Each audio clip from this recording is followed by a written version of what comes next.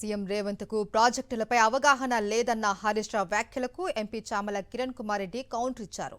మామాలుల నిర్ణయాల వల్లే Kaleshwaram project fail అయిందన్నారు.